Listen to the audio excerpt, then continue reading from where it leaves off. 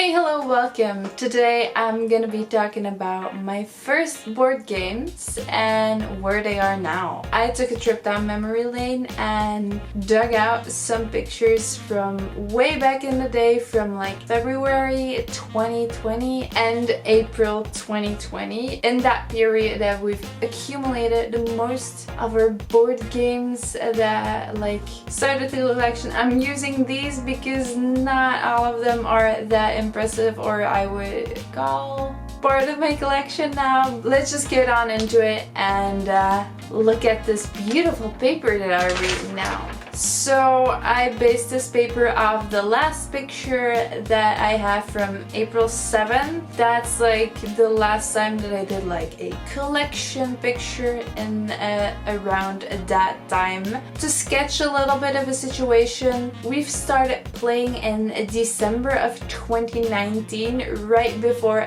everything happened, right before the pandemic hit us. We were at a board game cafe and one of the first games that we played there was Sushi Go? No, Sushi Roll. That was the game. And Ticket to Ride London. And from there on out, we just started buying board games and ended up here. Okay, so I'm just gonna go down my list and just talk about them a little bit. The very first one that I have on the list is one that is very near and dear to our hearts, which is the Pandemic, the Anniversary Edition, which we still play. It is a great addition to our collection. It's beautiful, the case, it's right here behind me. The metal case, the vintage feel of the whole design, it's amazing. That was our very first Pandemic game, and since then I've accumulated about half of them, as you can probably already see behind me here. I'm planning on getting all the rest too, but that's an adventure for another time. Then we have Exploding Kittens and Unstable Unicorns. We bought that at the same time. We played that in the board game cafe also. In the beginning of our collection, those were games that we really played, that we're really into, and then we just got away from them. Right now they don't really come out of the closet anymore. They're right there in my small shelf unit all the way down there. I can't remember the last time they came to the table. I'm guessing it's been over a year that we've played them. Next on the list is a very big one for us. This is what got us into like co-op and deck building, is Hogwarts Battle. I have no clue how I got into Hogwarts Battle. I don't know where I first saw it or why I bought it. We didn't see it at a board game cafe, but it was an instant click. We still play it to this day. I'm already on my second copy. My first copy was completely worn out. I had to buy a new one, buy all the sleeves. Sadly enough, I bought a new base game and a few bits and bobs of the expansions were still in that base game, and I sold my old base game to somebody on Vinted, like for really cheap, and there's a few things of the expansions in there, so one day I'm gonna have to buy new expansions, and I'm still so sad that it happened. I checked it and I checked it and I checked it, and like really small things, and one of the player boards from the expansion that adds another player was also in there, and I don't know how I missed that.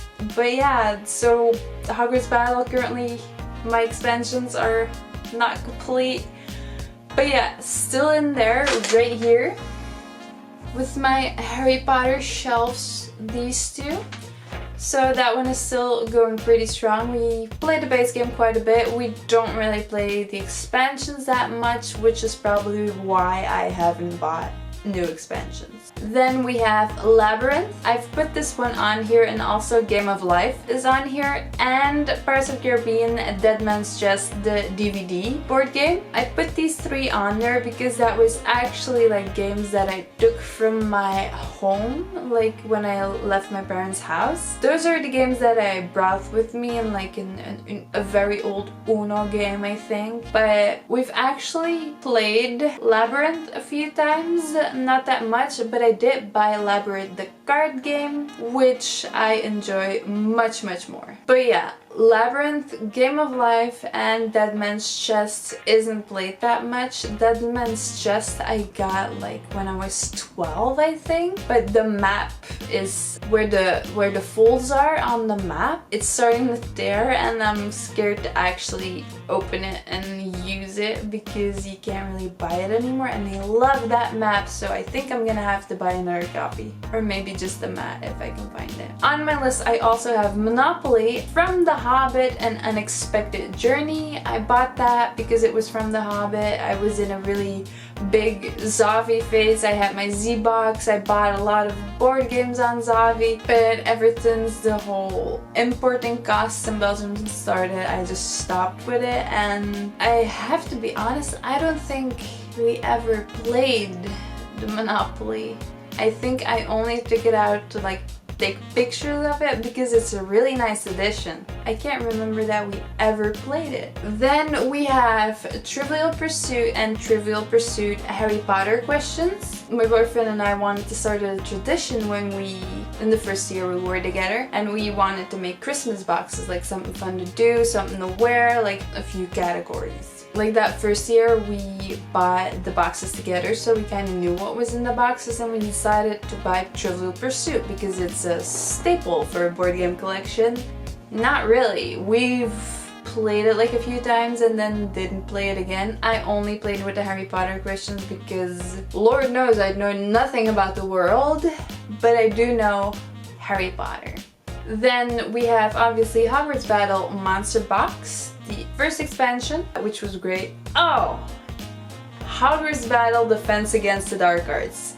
We saw that at a board game cafe. That's a 2-player version of Hogwarts Battle. It's a bit different because it has hexes and everything in it. It's really cool. That is what we saw. That is what we bought first, and then we upgraded to Hogwarts Battle because I do prefer Hogwarts Battle above Defense Against the Dark Arts. We don't play Defense Against the Dark Arts that much just because I feel it's kind of unbalanced when there's a lot of hexes in play. Like, players get hexes from another player, but then if they don't get the cards that get rid of the hexes, you can lose an entire round in one turn. Just literally in one turn if you're really unlucky. And I've gotten so unlucky. I've had games and games and games, just my deck filled with hexes, no way to get rid of them, and it's really not fun to play like that. So we actually left everything from the hexes out. We just took every card that had anything to do with the hexes, we left them out, and we like the game so much more now. Next on the list is Arkham Horror. My boyfriend is a big Arkham Horror fan. I am starting to enjoy and appreciate it too. We're actually in a campaign with my nephew also, who never played anything like that but also really enjoys it. I'm saying that we got off on a rocky start, but we're doing just fine right now. Then we have Resident Evil 2, which is one of my big loves in the board game world, I think, because I've already bought Resident Evil 3. I also backed Resident Evil, the board game, the new one that is coming through Kickstarter. I can't wait until it gets here because I went all in. I threw so much money at that. I went all in. I wanted everything, and it even comes with the like walls and doors, which is really cool, and I hope it's going to be compatible with the other two because I really already wanted to buy 3D printed walls and doors upgrades for Resident Evil games, but since it's in a new pledge, I just want to wait and see what's in there. We're currently still playing number 2. We still need to open up 3. I hope we're gonna be able to get to 3 before the other one arrives in like 2023, and then I can do comparison to 3 and then 0 or 1 or whatever you want to call it. I have no clue because I'm kind of a noob when it comes to Resident Evil games. I've never played them. I'm discovering them now. We're actually playing Revelations. We've already played 1 and 2, I think, Revelations on a Nintendo. So don't come for me. I'm not the biggest Resident Evil fan when it comes to games. I love the movies though, by the way. But I also love the games. I'm just starting to discover them, but I am in love with the board games. They're so great. Then we have Tokaido, which was also one of the earlier games that we bought. It's a really serene, calm game. We've played it very much in the beginning. It was a really big staple in our collection, and we haven't played it in over a year, I think. It's still really beautiful. It's simple but beautiful. Since we've gotten to know so many games now, I kind of have second doubts, like mixed feelings about Tokaido, because it is a bit of a simple game because it's just one journey, and when you're at the end, you're at the end, and that's it. It's a little bit hard for me. I don't know. I like it, but I also don't like it anymore.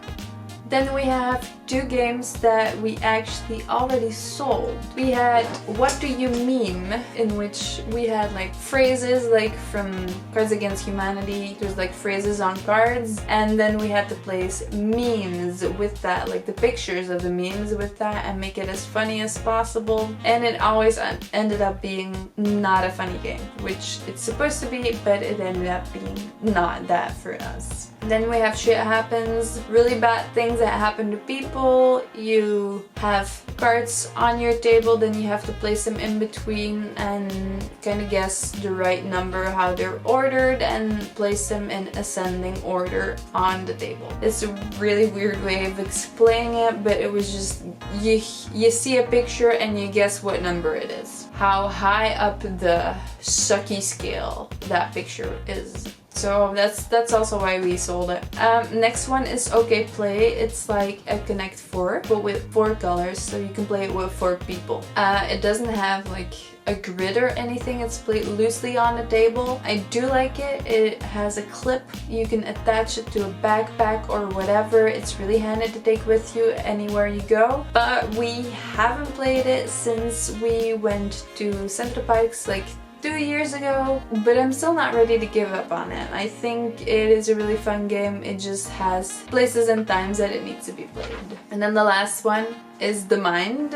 We bought that one also early on in the collection. I still love it. I really love it, and I love it so much that I bought The Mind Extreme. We've never won The Mind or The Mind Extreme, and it doesn't discourage us from ever trying. We just really like it. So yeah, what do you think of my not so interesting but kind of funny starting collection, if I do say so myself? How did your starting collection look like? Because I'm dying to hear what games that you bought first, like getting into the hobby. Let me know down in the comments what you thought of all of this, if you agree with parting with some games, and if you have certain of these games, which games would you part with? Let me know down in the comments. I hope you enjoyed this video.